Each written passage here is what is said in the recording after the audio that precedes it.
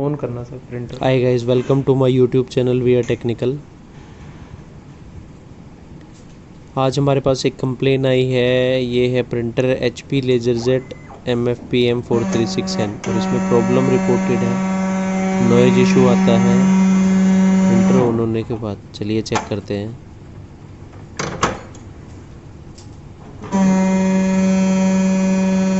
चलिए मैं आपको बताता हूँ इसको डायग्नोज कैसे करेंगे नॉइज इशू को। मैंने भी इसको अभी तक खोला नहीं है, मैं अभी आया हूँ। सबसे पहले मैं राइट डोर सेंसर को किसी चीज़ से पुश कर देता हूँ। ये देखिए यहाँ से नॉइज़ आ रही है। अब मेरे को साइड व्यू साफ साफ नज़र आ रहा है, क्योंकि डोर बंद में आपको प्रॉपर नज़र नहीं आएगा कि कहाँ से दिक्कत है। तो सबसे पहले मैं टोनर निकालता हूँ इसका। ड्रम यूनिट जब रोटेट हो रहा है तब ये दिक्कत आ रही है, इसलिए हम निकालेंगे सबसे पहले ड्रम यूनिट को, चेक करेंगे।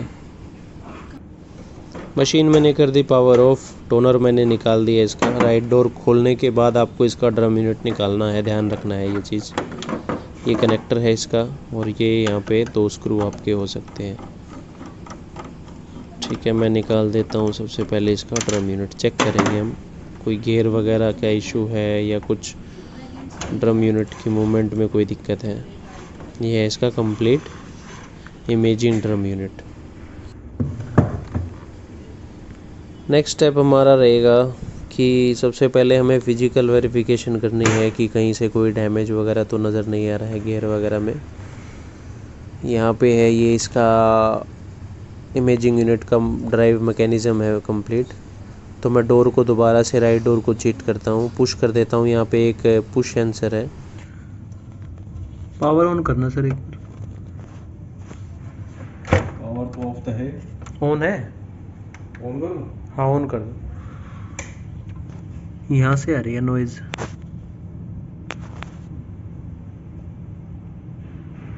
अभी ये मूव नहीं होगा क्योंकि ये डेवलपर यूनिट इसकी निकल गई है। ठीक है, मेन BLDC मोटर को रोटेट कराने के लिए चलिए हम चलते हैं टेक मोड में। टेक मोड का कोड आपको वीडियो के डिस्क्रिप्शन में मिलेगा। टेक मेन्यू में जाना है, फिर आपको जाना है डायग्नोस्टिक और फिर इंजन, उसके बाद टेस्ट रूटीन्स। इसमें मोटर का टेस्ट करना है, तो मेन BLDC मोटर है जो इमेजिंग यूनिट को घुमाता है। स्टार्ट कर देंगे, ओके करेंगे। देखिए स्टेटस ऑन हो गया है। अब देखिए मैनुअली मैकेनिज़्म घूम रहा है। वो वाली नॉइज़ नहीं आ रही है अभी जो पहले आ रही थी जब स्टार्टिंग में मशीन को ऑन किया था। तो ये प्रॉब्लम आपकी इमेजिंग यूनिट के गियर्स की भी हो सकती है, लेकिन उससे पहले मैं मैकेनिज़्म पे थोड़ा प्रेशर डाल के देखते हैं, लोड डाल के देखते हैं, क्या पता लोड के कारण कोई गियर स्लिप कर रहा हो। हाँ, यहाँ पे प्रॉब्लम है। देखिए ये वाला डेवलपर यूनिट को घुमाने वाला जो वो है, इसमें प्रॉब्लम है। चलिए मोटर को फ़िलहाल स्टॉप करते हैं और नेक्स्ट चेक करते हैं। डेवलपर यूनिट चेक करनी पड़ेगी एक बार। ये घूम तो रहा है सही या नहीं।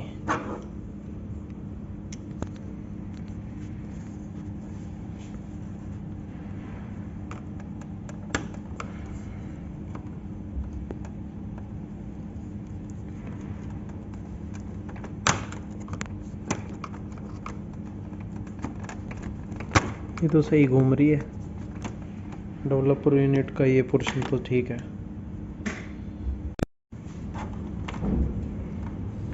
चलिए मशीन को करते हैं हम बंद और इसका गियर असेंबली चेक करते हैं एक बार।